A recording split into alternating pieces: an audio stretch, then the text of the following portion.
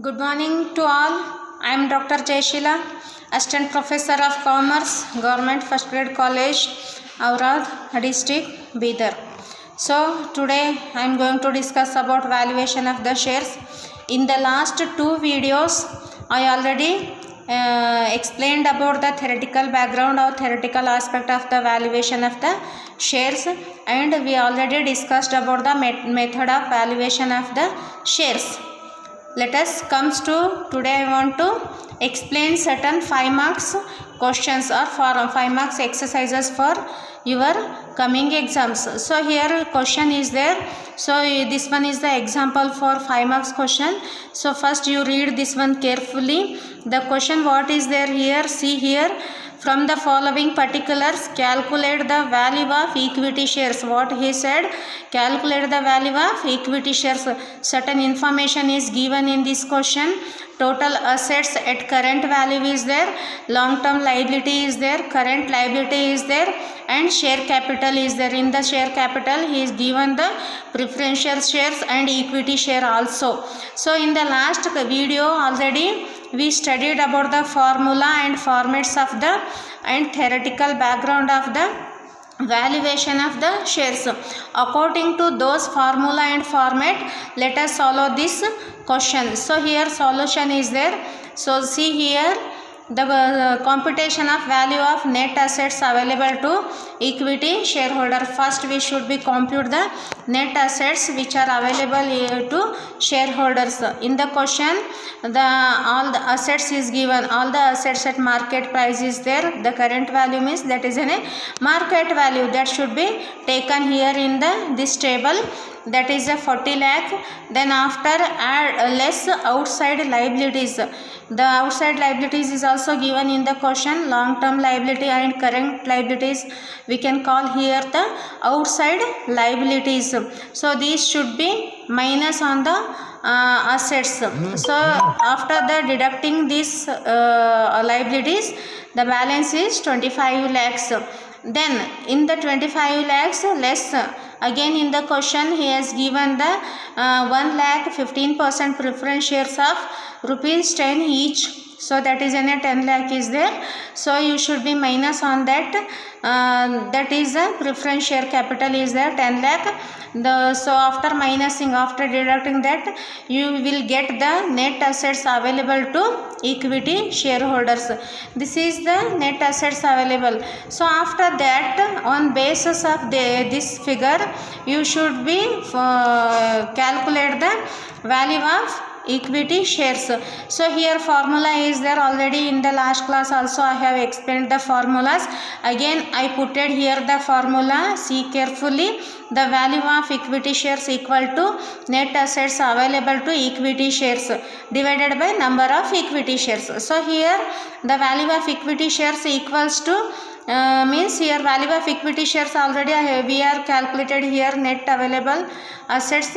So that is in a 15 lakh divided by number of equity shares. Number of equity shares here there is a 40 lakh is there, sorry 40,000 is there. So that is a 40,000 equity shares you should be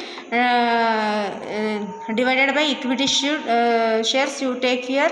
So balance is that after deducting, sorry, after dividing these two, it comes the 37.5 is your answer. What is that? The 37.5 is the value of share, value of equity shares. This is the one of the example.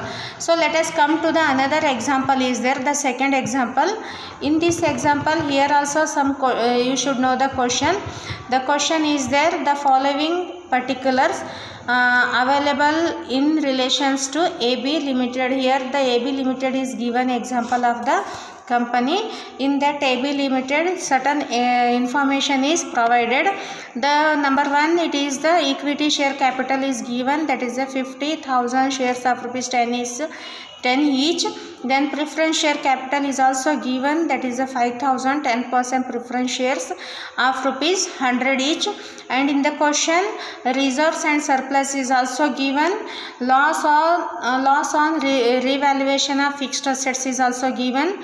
Goodwill value for the purpose of shares valuation is also given, and current liability is also given.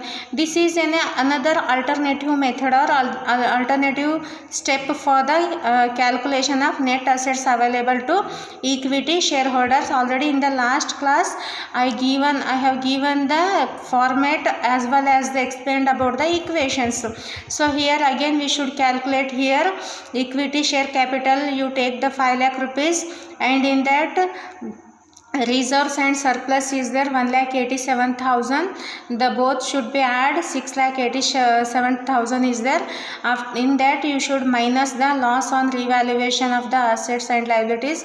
It is given in the question, that is 60,000.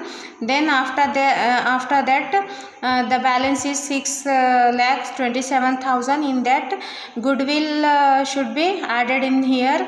The goodwill value for the purpose of valuation of the share is there 1,23,000. It is also given in the question. You should add that.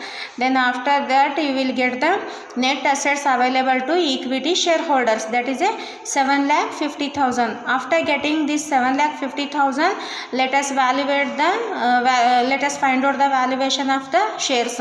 So here formula is there, valuation of the shares equals to net assets available to equity shares divided by number of equity shares. So here net assets available, how much is there? Already we calculated here through the table, that is 7,50,000 divided by 50,000. So here what is the value of the equity share is rupees 15. This is the alternative method to evaluate the net assets available to evaluate the equity shares, value of equity shares. So let us discuss about the another example here. So in this example, this one is also 5 marks question. It is a little bit different than those two questions. So here question is the different and answer is also we should calculate in the different manner. In the already last class theoretical background I already covered how to calculate this. So here in this class we should be learn about with example of the following information. So here the third exercise or third example is there. From the following information, compute the value of equity shares. So here also calculating or computing the value of the equity share only. In this question, total assets at current value is given, that is a 93,20,000, and external liability is also given, and 2 lakh equity shares of rupees 10 each, but here paid up is only 7, means it is partly paid up equity shares, we can call as a partly paid equity shares. Then 3 lakh equity shares rupees 10 each, fully paid is there, that is a 30 lakh. So here one is a partly paid equity share is there, another one is a fully paid equity share is there. According to this information, so we should calculate the value of net assets available to equity shareholders. So again we should go to the table. Total asset at the current value is, that is a 93,20,000 is there, already given in the question, minus external liabilities. So in this question directly he has given the amount of external liabilities. In the last question, external liabilities means certain liabilities here he was given. So here external liabilities is 9,20,000 total. In the after deducting this 84 lakh you will get balancing figure. Then in that balancing figure add national column partly paid, means here the fully paid means 10 each. If he is paid the 10 means it is a fully paid, but he could not able to paid 10 out of 10, he paid only 7 rupees. So in that we can call it is as a partly paid. So remaining the 10 minus 7, remaining 3 is still he has to paid. So that we call as a national column partly paid. So you should add on that, that is 2 lakh into 3 rupees 3 equals to 6 lakh rupees. You will get the net asset available to equity shareholders of rupees 90 lakhs. So as per this 90 lakh, again valuation of the equity shares, so the same formula here is also we should follow.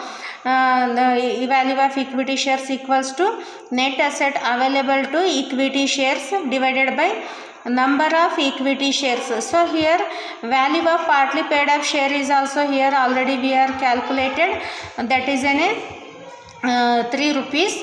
So again come to the equation, the value of equity shares, that is in a number of net assets available to equity share is rupees 90 lakh divided by number of equity shares, that is in a 5 lakhs equals to balance. You will get the answer, that is rupees 18 is fully paid. Rupees 18 is fully paid. So here value of partly paid up share is 18 rupees fully paid minus 3 rupees, that is a national colon partly paid, equals to 15. We can call it is a partly paid. So this is the one of the another method to calculation of the value of equity shares.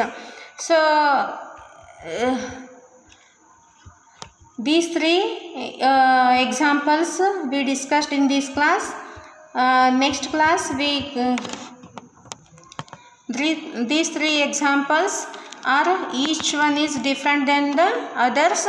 So in the next class again we can discuss about the next examples and another methods of the examples which are which may ask in the exams. Thank you.